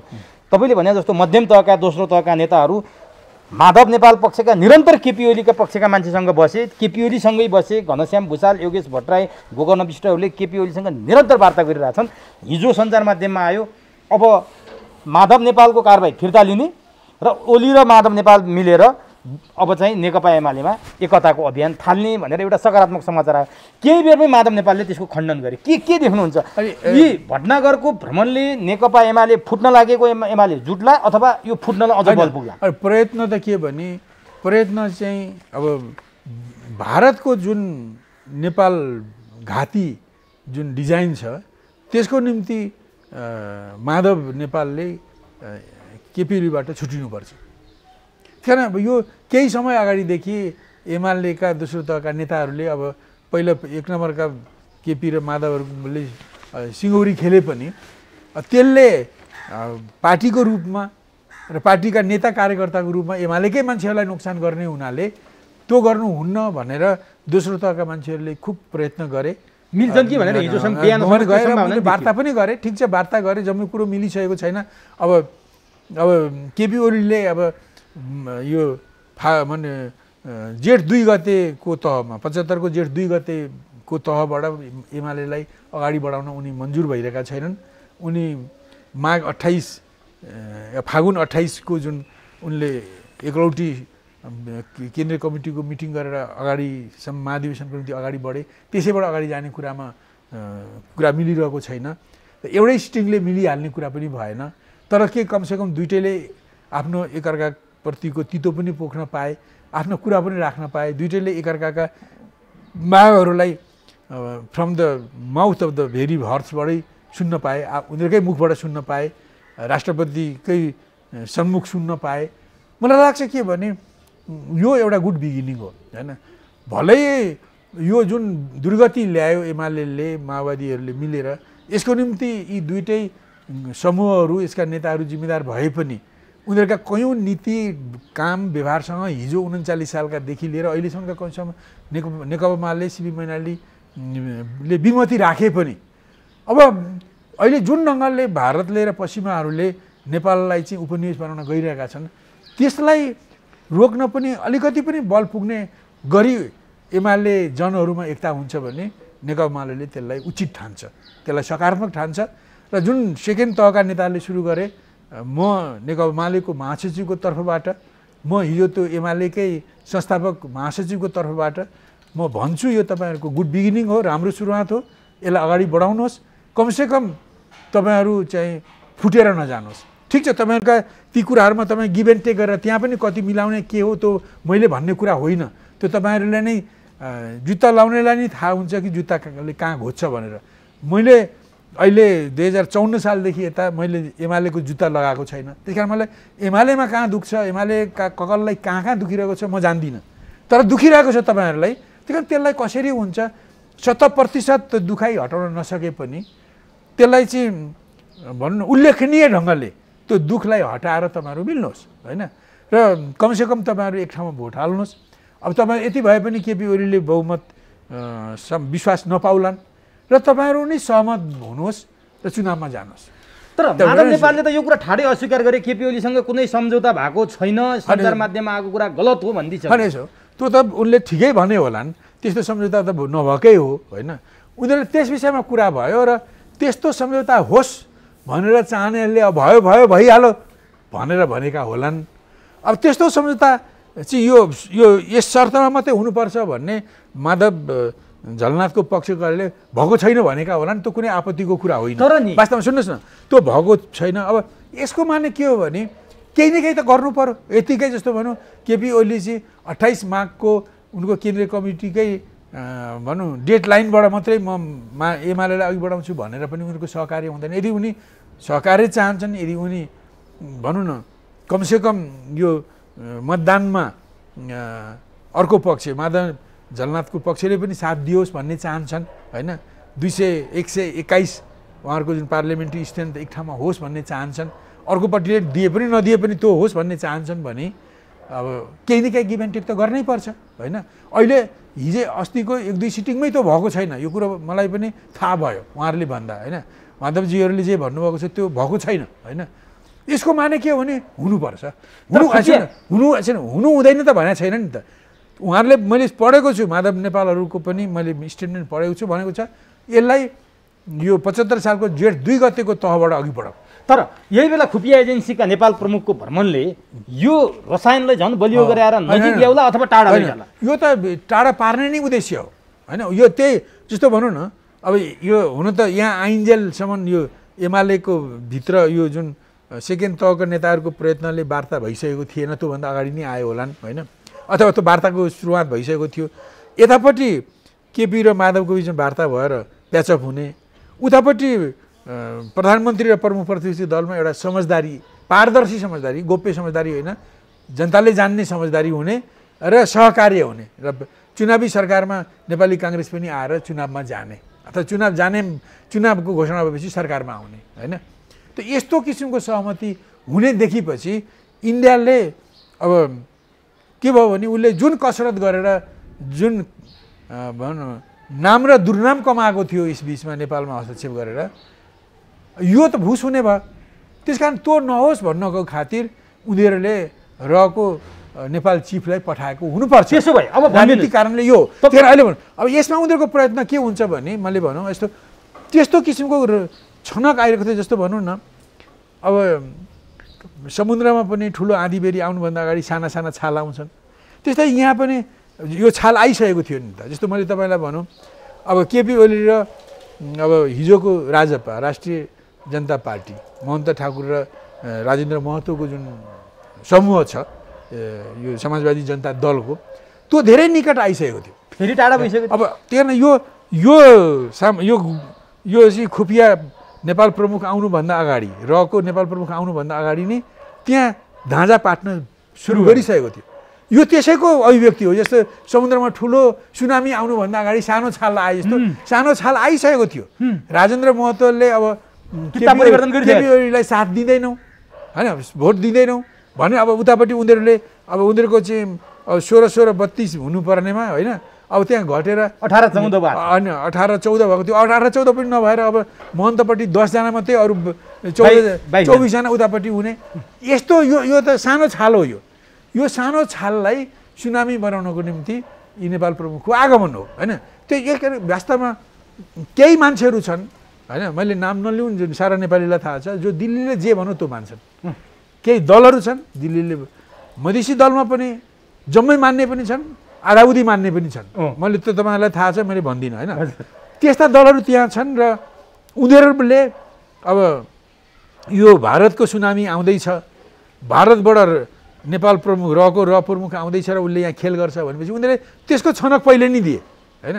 अब उनीहरूले ओर गर्ने के हो भने अब जति निकट आफ्नो नेपालभित्रको राजनीतिको स्वार्थले राजेन्द्र महतो र महन्त ठाकुर केपीको नजिक आइरहेका थिए। जस्तो केही धेरै 150 कार्यकर्तालाई रिहाई गर्ने, रेशम चौधरीलाई रिहाई गर्ने, अन्य के कुरा कार्यकर्ताहरूको हितको निम्ति केही गरौँ त्यो गर्न दिने। भोलि धेरै राम्रो स्थिति भयो भने महन्त ठाकुर उप प्रधानमन्त्री भएर सरकारमा पनि जाने, यस्तै कतिपय थियो होलान् होइन।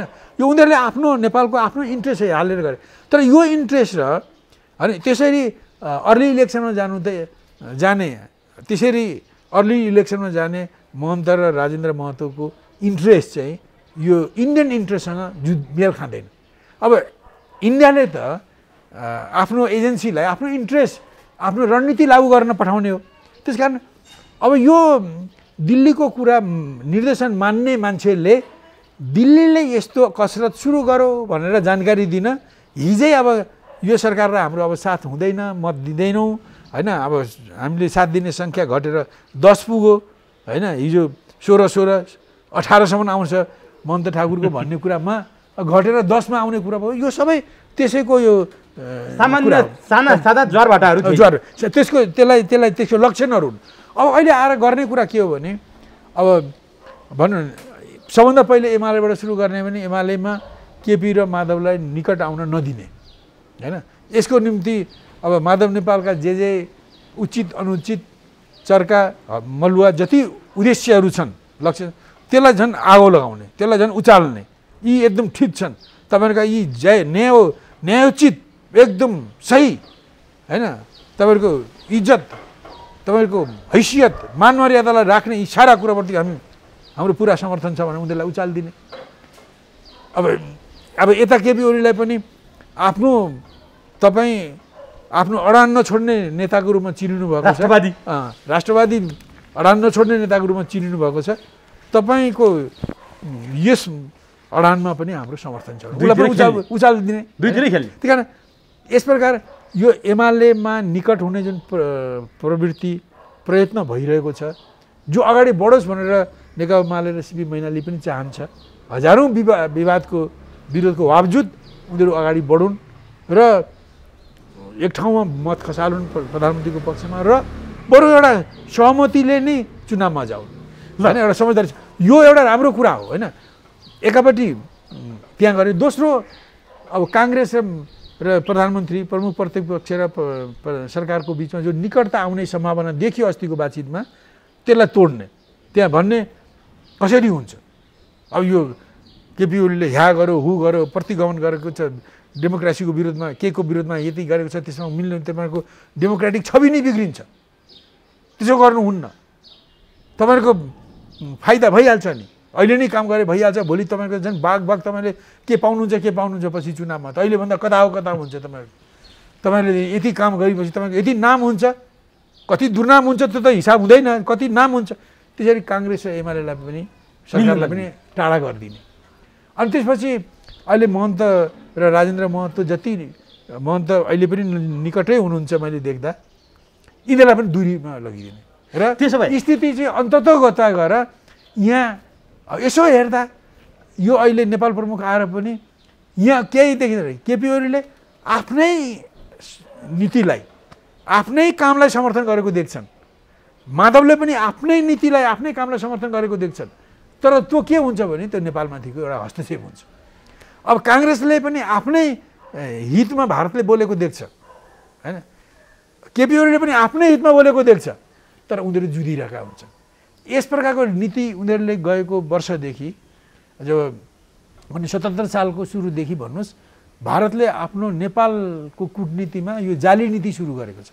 अब दोहोरो नीति हो यसको लागि आएको अब प्रश्न उठ्छ। म तपाईँको प्रश्नमा भन्छु, त्यसपछि परिणाम के होला त हो। यो जाली नीतिमा दलहरू सफल होलान्, नेपालका पक्षमा यो भारतले हामीलाई खेलाएको छ, मुसो खेलाएको जस्तो खेलाएको छ भनेर दलहरू जानेर थाहा पाएर सफल होलान्, अथवा भारतले फेरि यिनीहरूलाई अस्थिरतातर्फ धकेल्ला, एमाले फुटाउला अथवा जुटाउला, के देख्नु? अब एउटा कुरा के हो भने यति धेरै हन्डर ठक्कर खाएपछि तब पनि शिक्षा लिँदैनन् भने यी दलका नेताहरू सबै मृतप्राय मानिसहरू हुन् होइन। यत्रो खेलेर यत्रो उहिलेदेखि होइन। यो त के भने सुगौली सन्धि पछिदेखि अब पछि 1957 सालको 1857 सालको गदर पछि जुन ढङ्गले अब 7 सालपछिदेखि नितान्त निरन्तर खेलेको खेलै छ। नेपाल चाहिँ उनीहरूको पकडबाट निस्किने नेपालले कम प्रयत्न गरेको छैन। कयौँ नेताहरूले पनि प्रयत्न गरेका छन्। नेपाल भारतकै अङ्ग हो भन्ने ठाउँबाट बिपी नेपालको निम्ति हरेक नेपालीले चाहिँ आफ्नो जीवन कुर्बान गर्नु नेपाली नागरिकको कर्तव्य हो भन्ने ठाउँमा आएर भारतमा बसेर ठुलो सङ्घर्ष गर्ने होइन, भित्र बसेर आत्मसमर्पण गर्ने होइन, न सङ्घर्ष न समर्पण भन्दै मेलमिलापको नीति लिएर बिपी आउन सके होइन। त्यसबाट शिक्षा लिन सकेनन् प्रचण्डले र 52 सालमा सशस्त्र सङ्घर्ष गरे र सुरक्षाको नाउँमा 54 सालदेखि इन्डियामा आफ्नो अड्डा सारे र उतैको खानादाना सरसहयोग सूचना बन्दुक ट्रेनिङ सारा लिएर अब यहाँ निर्दोष र यहाँ परिवर्तन चाहने नेपालीहरूलाई दुरुपयोग गरेर उनीहरूले यो खेल खेले होइन। र उनीहरूलाई शिखण्डी बनाएर देशमा भारतले चाहेको यहाँ नेपालमा डेमोक्रेसी चाहेको पनि होइन, यहाँ जनगणतन्त्र चाहेको पनि, उसले यहाँ नेपालमा पुरो इन्डियन गभर्मेन्ट चाहेको, नेपाललाई गुलाम बनाउन चाहेको। त्यस कारण त्यसको बाधक बनेकोलाई राजतन्त्रलाई फाल्न उनीहरू सफल भए, माओवादीलाई शिखण्डी बनाएर। र अहिले त्यसलाई टिकाउनु परेको छ होइन। त्यस कारण यत्रो गरेर देश यसरी 7 साल 46 साल 63 सालका डेमोक्रेटिक आन्दोलन सँगसँगै आएका विदेशी प्रभाव, 7 सालमा इन्डियाको मात्रै प्रभाव, 46 साल 63 सालमा इन्डिया र वेस्टको प्रभाव र उनीहरूका हस्तक्षेप सहित केही जनतालाई अधिकार दिने काम जुन भयो, यसले यी विदेशी प्रभाव र हस्तक्षेप बढेर अहिले नेपाल यति कमजोर भएको छ कि भारतले हाम्रो 400 वर्ग किलोमिटर जमिन मेरो हो भनेर 76 सालको कार्तिक 16 गतेदेखि लिएर 21 गतेसम्म उसले भन्यो हाम्रो हो सार्वभौमभूमि भनेर। अनि त्यो कुरा त्यसलाई छोड्ने उसले कुरै लिँदैन। अब अमेरिकाले नेपाललाई उपनिवेश बनाउने, राज्यभित्रको अर्को राज्य खडा गर्ने, एमसिसी राज्य खडा गर्ने, इस्ट इन्डिया कम्पनी सरकार जस्तो एमसिसी कम्पनी सरकार जस्तो खडा गर्ने उसले काम गर्दा पनि हामी यति भनौँ न विनाशको डिलको छेउमा पुग्दा पनि यी काङ्ग्रेसका नेताहरू, यी कम्युनिस्ट नामधारी एमालेका नेताहरू, सर्वश्री केपी ओली, माधव प्रचण्ड आदिहरू, अब माओवादीका त पछिल्लो पटक उतै गएर उतैको उनीहरूले काटो खाइसकेको हुनाले अब उनीहरूलाई त के भन्ने। अब उनीहरू यस्तो अब केही मधेसका सबै नेता र कार्यकर्ता पनि होइन, केही त्यहाँका ह्यान्डफुल अफ नेताहरू जो सत्तामुखी छन्, लोभमुखी छन्, भ्रष्टाचारी छन्, सत्तामा गएर खालि नेपालको राजस्व लुटेर पैसा कमाउने बाहेक केही उद्देश्य छैन, त्यस्ताहरूले नै जो दिल्लीको भर परेर काम गर्ने केही मुठ्ठीभरका नेताहरू छन् मधेसका होइन। यस्ता मान्छेले अब कुरा बुझुन् भनेर भन्नु मेरो पनि मूर्खतै होला। तर यस्तै हुँदा पनि उनीहरूले आफूलाई नेपाली भनिरहेको अवस्थामा अस्ति यो नक्सा छाप्नको निम्ति सबैले एक ठाउँमा आएर लिम्पियाधुरा लिपुले कालापानी नेपालकै हो भनेर समर्थन गरेको, त्यति पनि बचेको देशभक्तिको कुरालाई त्यही बिन्दुमा टेकेर उनीहरू अगाडि बढाउन सक्दैनन् भने यिनीहरू चाहिँ नेपालका देशभक्त नागरिक रूपमा यिनीहरू मरिसकेका हुन्छन्। भनेपछि भारतको सामु यिनीहरूको जित होला अथवा भारतको खुफिया एजेन्सीको जित होला। अब त त्यहाँ पो पुग्यो। अनि अहिले यो अहिलेको परिस्थिति कारण अहिले के छ मैले भने यति धेरै घटना भइसकेको स्थितिमा अब सबभन्दा पहिले यहाँ एमालेका नेताहरू जुन दुईटै खेमामा बाँडिएका केपी खेमामा माधव खेमामा बाँडिएकाहरूले मिलमिलाप गरेर न्यूनतम एक ठाउँमा उभिउन् र उनीहरूले सहमतिले नै चुनावमा जाउन्, तर होइन संविधान मुताबिक नै जाउन्। र दोस्रो कुरा एउटा राष्ट्रिय पार्टी बनेर पुरानो पार्टीको रूपमा आएको आफूलाई हामी अब उनीहरूको 3 तारेमा राष्ट्रियता समाजवाद र प्रजातन्त्र भनेर लेख्ने पार्टीले होइन अब राष्ट्रियताका यो जुन पुकार छ कि यो हामी भारतले हाम्रो 400 वर्ग किलोमिटर चोकटा लुचेको छ, अमेरिकाले हामीलाई उपनिवेश बनाउन खोजेको छ र त्यसको सहयोगमा भारत उत्रेको छ एमसिसी आइपिएसमा होइन। यसलाई कमसेकम उनीहरूको त्यो भनौँ न त्यो उनीहरूको गैँडाको जस्तो छाला भएको उनीहरूको छालामा पनि संवेदनशीलता आओस्, उनीहरूले पनि यो बुझिदिउन्। तर त्यही कारण यो आशा गर्ने ठाउँ छ र खास गरिकन एमाले जनहरूले नेताहरूले एक ठाउँमा उभिएर मतदान गरून्, सहमतिले नै चुनावमा जाने फैसला गरून्। यो तपाईँको यो सदाशयता हो, जनताको सदाशयता पनि यही हो, नेपाली सारा राष्ट्रवादी नेपालीहरूको यही छ। तर अघि भर्खर तपाईँ र मैले कुरा गर्नुभन्दा अगाडि माधव पक्षकाले केपीले यो अलमल ल्याउने र चुनावमा भोट पाउने यो विश्वासको मत पाउनलाई मात्रै हामीलाई यो भनिरहेका छन्, केपीको भित्र इच्छा हामीलाई नजिक ल्याउने छैन, टाढा नै लैजाने छ। किनभने माधव नेपालले विरोध गरिहाले केपी ओलीले संवैधानिक परिषदको बैठक बोलाए, अध्यादेश मार्फत गरिएको बैठक मार्फत कसैलाई नियुक्ति गर्न पाइँदैन, यो मेरो चुनौती हो भनेर माधव नेपालले भनिरहँदा खुफिया एजेन्सीका प्रमुख नेपाल आइसकेपछि माधव नेपालहरूको बोली परिवर्तन भइसकेको छ। उनीहरू बरु अर्को पार्टी निर्माण गरेर जसरी हुन्छ केपी ओलीसँग फुट्ने लाइनमै महागठबन्धन बनाउने, प्रचण्ड, शेरबहादुर र माधव नेपालसँगै उपेन्द्र बाबुरामहरूको महागठबन्धन बनाउने। राष्ट्रिय सभाको उम्मेदवार डाक्टर खिमलाल भट्टराईलाई उठाएको त तपाईँले देवकोटालाई थाहा पाइसक्नुभयो। किनभनेपछि बादल उठेका छन् एमालेबाटै उनलाई उठाइएको छ भनेपछि सम्भावना के देखिन्छ? त खतरा छ नि अवस्था। यो छ, मैले अघि भने यो छ खतरा, तर यसलाई कसरी सुन्नुहोस्, यो खतरा छ र यो प्रयत्नमा आएको हो र यो प्रयत्नमा दुई किसिमको गठबन्धन सरकार बन्ने पनि हुनसक्छ। जुन एउटा गठबन्धनको अत्यन्त न्यून सम्भावना छ होइन, त्यो पनि हुनसक्छ, केपी र माधवलाई पनि मिलाउने, अब यो राजपालाई पनि मिलाउने र नेकपा एमाले र राजपाको गठबन्धन सरकार बनाउने। त्यो सम्भावना कति छ? यो सम्भावना न्यून छ, तर यो पनि छ एउटा, केही भएन भने यो दिशामा पनि जान सक्छन् होइन। यसो हेर्दा वास्तवमा यसले राम्रै गरौँ कि भन्ने मान्छेलाई लाग्छ, किन माधव केपी पनि मिले, मैले पनि मिलोस् भनेको छ, यो पनि मिले, अब माधव एमाले पनि सरकारमा जाने, अब भनौँ यो राजपा पनि आउने, उनीहरूको त्यो भयो भने उनीहरूको सरकार पनि कायम रहन्छ। तर त्यो गए पनि त त्यो गए पनि गराउने भनेको त ती अघिकै कुरा गर्ने हुन्। एमसिसीलाई पास गराउने नै प्रयत्न हुन्छ, त्यहाँ पनि केपी ओली एमसिसीलाई पास गराउने पक्षमै छन्, त्यो कसरी जाने हो भन्न सकिन्न।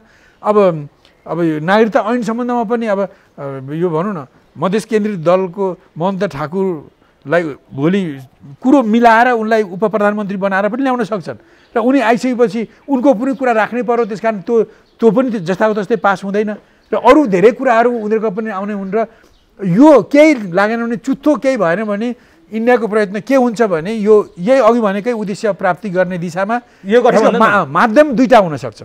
उद्देश्य चाहिँ त्यही हो होइन, कि पार्लियामेन्ट कायम गर्ने, पार्लियामेन्टबाट यो नागरिकता संशोधनलाई तुहाउने, एमसिसी पास गराउने, चुचे नक्सालाई पृष्ठभागमा लाने र इन्डियाका इन्ट्रेस्टका अरू धेरै काम गराउने। अनि अर्को गठबन्धन यो गर्नको निम्ति एउटा गठबन्धन केही लागेन भने इन्डियाले गर्ने गठबन्धन के हो भने माधव केपीलाई मिलाउने, एकै ठाउँमा भोट गर्छन्। त्यति मात्रै होइन, अब सिङ्गो मधेस केन्द्रित दललाई ल्याउन नसके पनि राजपालाई ल्याइदिने र एमाले र राजपाले बहुमतै हासिल गर्ने र एमाले र राजपाको सरकार बन्ने, अनि त्यो सरकारको माध्यमबाट अघि भनेका कुरा पुरा गर्ने। अनि अर्को गठबन्धन कस्तो? अर्को गठबन्धन भनेको एउटा अब यो चाहिँ उनीहरूलाई त्यति बढी विश्वास नलागेको गठबन्धन हुने भयो होइन।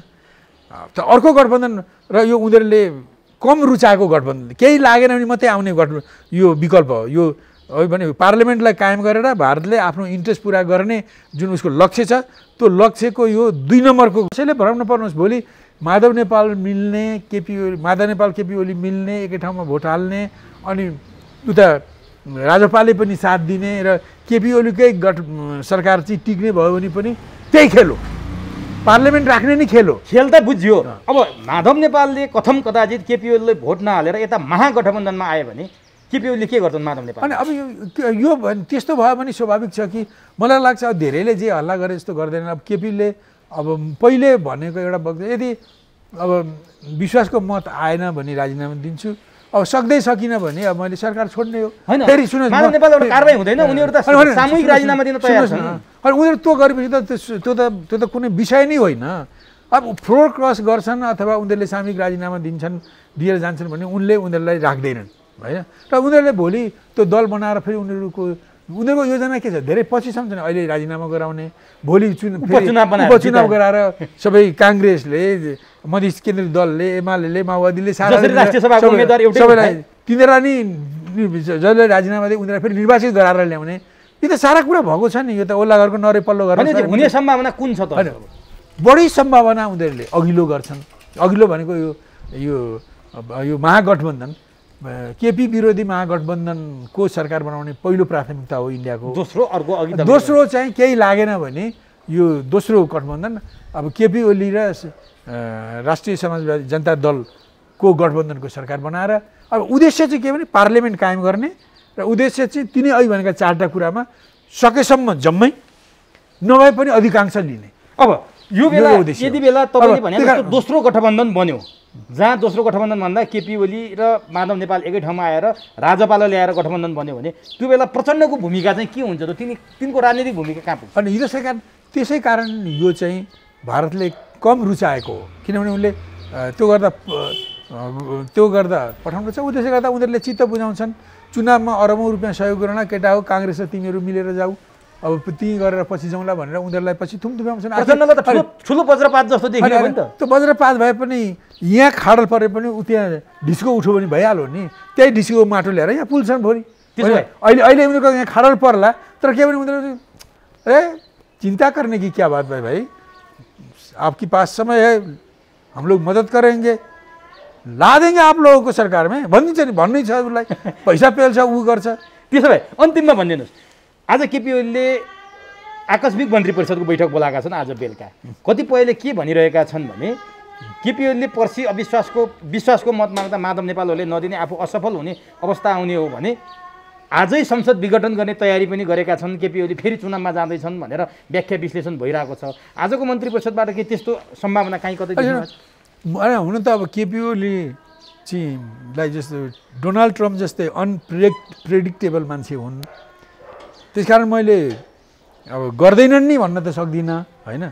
तर म केपी ओलीलाई पनि के सुझाव दिन्छु भने यस्तो भाङभुत्ते काम नगर्नुहोस् होइन, त्यसले तपाईँलाई पनि पे गर्दैन, देशलाई पनि पे गर्दैन। ठिक छ, तपाईँले जे जति प्रयत्न गर्नुभयो माधव नेपालसँग मिल्ने प्रयत्न गर्नुहोस्, कि देउबालाई उनलाई सरकारमा ल्याएर होइन चुनावमा जाने कोसिस गर्नुहोस् होइन। यो बेग्लै कुरा हो, यसले तपाईँहरूको पनि तपाईँहरूलाई पनि पार्टीगत रूपले फाइदै गर्छ, देशलाई पनि एउटा नयाँ बाटो खोज्ने, नयाँ निकास खोज्ने मौका दिन्छ के।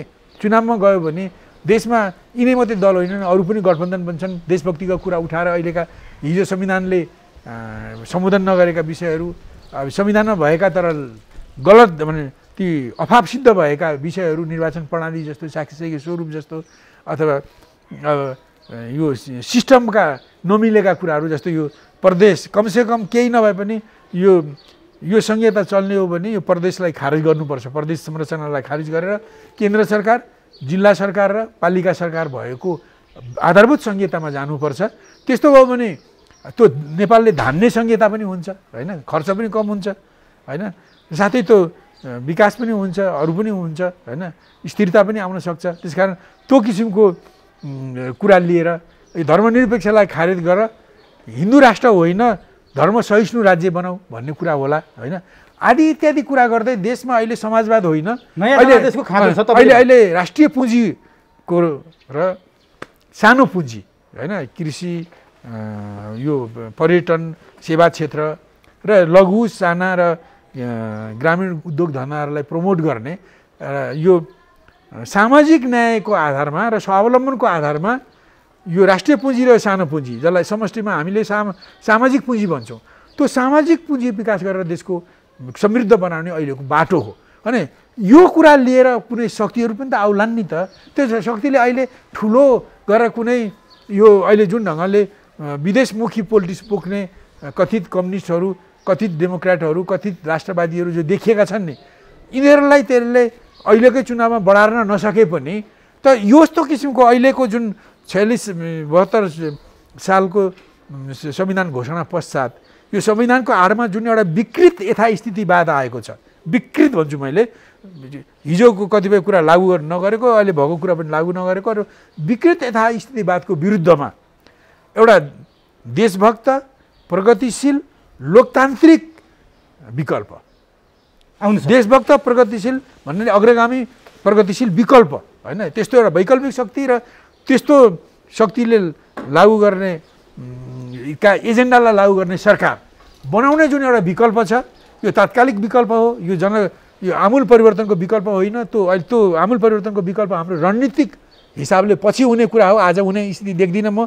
आज यो जुन विकल्प हो, आज हुने यो तात्कालिक देशभक्त अग्रगामी आन्दोलनद्वारा त स्थापित होला र त्यसले संविधान र अरू सिस्टममा रहेका विकृति र कमी कमजोरी र गल्तीलाई सच्याएर त्यो अगाडि जाला होइन। त्यसले पनि ठाउँ पाउने हुनाले यो चुनावमा जानु चाहिँ अहिलेको यो खिचडी, यो फोहोर फोहोरी खेलबाट दलहरूको यो झगडाबाट देशलाई बाहिर निकाल्ने मात्रै नभएर देशको अहिले तात्कालिक देशभक्त प्रगतिशील लोकतान्त्रिक विकल्प र त्यसको सरकारको निम्ति त्यसले बाटो पनि दिन्छ। त्यसकारण त्यो ठाउँमा जानुपर्छ होइन। अब लास्टमा मैले यस्तो हो, त्यस कारण चुनावलाई नेकपा एमाले रुचाउनुको कारण यो। अब मलाई अन्तिममा भनिदिनुहोस् कि तपाईँ एउटा निकै चाहिँ अनुभव बटुलेको राजनीतिज्ञ, धेरै भोटो फटाउनु भएको छ राजनीतिमा। अबको आउने दिनहरू नेपाली राजनीतिमा जस्तो कोरोनाको बारेमा हामी विशेषज्ञले सोध्छौँ अब कस्तो हुन्छ, अब कोरोना कहाँ गएर टुङ्गिन्छ, कति भयावह हुने स्थिति देख्छौँ भनेर हामी प्रक्षेपण गर्न लाउँछौँ। अब नेपालको राजनीति यस्तो जटिल मोडमा पुगेको छ, भावी राजनीतिक दिन, भावी राजनीतिक पटाक्षेपहरू कस्तो हुने देख्नुहुन्छ? सम्भावना एउटा सम्भावनाको कुरा गर्ने हो भने मैले यति भनौँ कि जस्तो पहिलो विकल्प जुन छ नि अहिलेको यो केपी ओलीको विरुद्धमा जुन एउटा महागठबन्धन बनाउने खोजेको छ त्यो गठबन्धन चाहिँ कार्यान्वयन नभएर होइन अब माधव केपीको बिचमा पनि केही सामान्य सम्झौता हुँदै अब यो विश्वासको मत नपाए पनि काङ्ग्रेस एमालेको बिचमा एउटा पारदर्शी समझदारी र राजनीतिक सहकार्य भएर अर्ली चुनावमा देश जान सक्ने सम्भावना चाहिँ देश र जनता र यी दलहरूको निम्ति पनि हितकारी समाधान हो होइन। यो दिशामा नि जाओस् भनेर सबैले प्रयत्न गर्नुपर्छ। मैले गर्ने प्रयत्न, मेरो कामना पनि त्यही दिशामा हो। र मैले के भन्छु भने मैले अरू केही भन्दिनँ पनि यसमा महत्त्वपूर्ण रोल खेल्ने अहिले पनि एमाले नै हो। कारण एमाले भित्रका धेरै नेता कार्यकर्ताहरू होइन पछि नयाँ थपिएका बाहेक अरू सबै हिजो म महासचिव भएको बेलादेखि आएका नेताहरू छन् त्यहाँ होइन। मैले अहिले नेकपा एमालेको नेकपा माले स्थापनाको म संस्थापक महासचिव हुँ। पछि कालगतिले मलाई त्यहाँ निराधार आरोप लगाएर मैले राजीनामा दिन खोज्दै पनि कारवाही गरेर मलाई किनारा लगाए पनि होइन। यो कुरालाई एमाले भित्रका पनि न्यायप्रिय नेता कार्यकर्ताले महसुस गरेका होलान्, जनताले पनि यो कुरालाई महसुस गरेका होलान्। तर जे भए पनि म बाहिरै भए पनि अब त्यो पार्टी को संस्थापक नै मै हुँ र त्यसको मौलिक कार्यदिशाको भनौँ न त्यसको स्वामी पनि मै हुँ होइन। मैले त्यसको धेरै राम्रो नहुँ, मैले त्यस बेला पनि जनमत सङ्ग्रहदेखि नै मैले बहिष्कार नगरौँ, बहुदलीय प्रजातन्त्रको पक्षमा जाउँ भने, मतदानको बेलामा पनि त्यही जाउँ भने, त्यस बेलादेखि नै मैले पछि 46 सालको परिवर्तन पछि पनि मैले भन्न पार्टीलाई र साथसाथै एउटा राष्ट्रिय प्रजातान्त्रिक एकता मञ्च जस्तो एउटा मोर्चा बनाएर दुईटा पार्टी र मोर्चा बनाएर लिएर जाउँ। यसले पार्टीलाई पार्टीको ठाउँमा र संसदीय प्रणालीमा मोर्चालाई व्यापक मत समेट्ने ठाउँमा पुर्याउँछ भन्ने प्रस्ताव राख्ने मान्छे म हुँ। र नेकपा एमालेलाई कसरी अगाडि बढाउने, कसरी मार्क्सवादलाई नेपालमुखी ढङ्गले लागू गर्ने भन्ने चिन्तनको भनौँ न प्याटर्न राइट पनि मसँगै हो होइन। त्यसलाई अगाडि बढाउने पनि म हुँ। यद्यपि विभिन्न स्वार्थवश विभिन्न बाह्य शक्तिको खेलले गर्दा मलाई त्यहाँबाट विस्थापित गर्ने, मलाई त्यहाँबाट कारवाही गरेर हटाउने, मलाई निन्दित गर्ने, मलाई त्यो भित्र छिर्नै नसक्ने वातावरण बनाउने काम त्यहाँभित्रका केही सङ्कीर्ण नेताहरू र बाह्य शक्तिहरूको कारणले भएको हो। तर पनि के लाग्छ भने त्यो पार्टीमा को जगमा खोतल्ने हो भने मेरा पसिना र रगतका छिटाहरू छन् त्यहाँ। त्यो पार्टीपट्टि मेरो त्यो सुध्रेर आओस्, त्यसले केही पुरै सुध्रेर त आउन सक्दैन भने पनि त्यो एउटा त्यो लेन्दुप दोर्जे जन्माउने पार्टी नबनोस्। त्यसबाट देशलाई भिन्नै मत लिएर भिन्नै नीति लिएर भए पनि देशको स्वतन्त्रता सार्वभौमिक सत्ता अखण्डतालाई बल पुर्याउने मान्छेहरू रहन् त्यहाँ भन्ने म चाहन्छु। त्यसकारण म त्यस पार्टीको त्यस्तो एउटा आधिकारिक नेता होइन, संस्थापक नेता, त्यसको मौलिक कार्यदिशाको भनौँ न प्रोप्राइटर होइन, जसलाई पछि उनीहरूले च्यातेर जब स्थापना गरेर गए होइन। खैर त्यो भए पनि त मेरो त्यस पार्टीको त्यो ओरिजिनल जुन त्यसको मौलिक त्यसको कार्यदिशा हो, त्यो मौलिक कार्यदिशा 100% अहिले लागू नभए पनि त्यो कार्यदिशा अनुरूप त्यो पार्टीका नेता कार्यकर्ताहरू आउन् र उनीहरूले बदनामी नकमाउन् भन्ने म चाहन्छु। र म त्यस्तो नेताको हैसियतमा होइन, म माधव नेपालको पनि महासचिव हो, केपी ओलीको पनि म महासचिव हो होइन, झलनाथको पनि महासचिव हो। भलै उनीहरूमध्ये कतिले बेठिक काम गरेर मलाई मेरो त्यो ठाउँबाट अनुचित ढङ्गले मलाई भुइँमा खदार्ने काम गरे, त्यसमा मेरो भन्नु केही पनि छैन।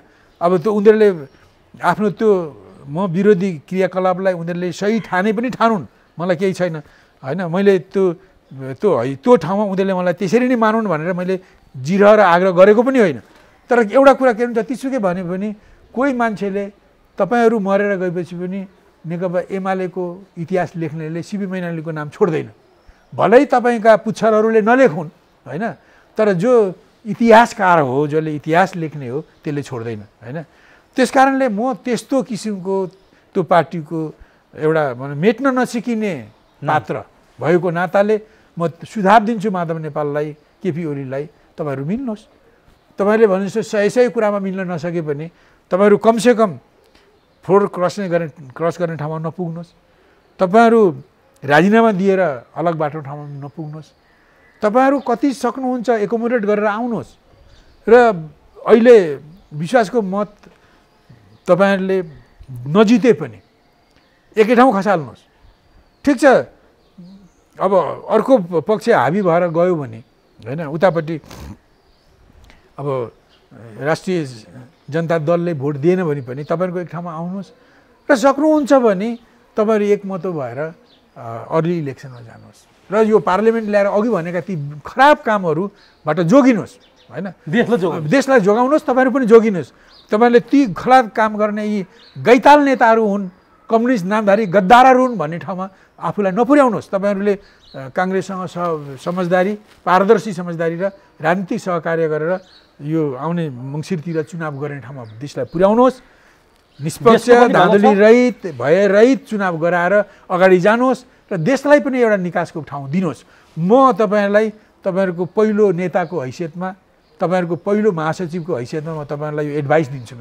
यो मेरो आधिकारिक एडभाइस हो। म आफ्नो मेरो गाउँ, मेरो घरको आँगनमा बसेर मैले यो एभरेस्ट अनलाइन टिभी मार्फत तपाईँहरूलाई मैले यो मेरो आग्रह, मेरो सुझाव मैले पठाएँ। यसलाई तपाईँले अब सठिक ढङ्गले, सकारात्मक ढङ्गले बुझिदिनु हो भने मलाई पनि खुसी हुनेछ, तपाईँहरूलाई पनि भलो हुनेछ, देशको पनि अलिकति भलो हुनेछ। हस्, बहुत धन्यवाद। आज एकदमै मर्मस्पर्शी अन्तर्वार्ता दिनुभयो। एमालेको अहिलेका जो समकालीन नेता छन् उनीहरूको पनि महासचिव म हो। म तिमीहरूको पार्टीमा छैन, तर मेरो रगत पसिनाको त्यहाँ छिटा छ। त्यो पार्टी जोगाऊ, देश जोगाऊ भनेर तपाईँले जुन सुझाव दिनुभयो, यो प्रधानमन्त्री केपी शर्मा ओली, माधव नेपाल, झलनाथ खनालको मन मुटुमा बस्न सकोस् र देश जोगियोस्, यसका लागि तपाईँलाई हार्दिक धन्यवाद। बहुत धन्यवाद।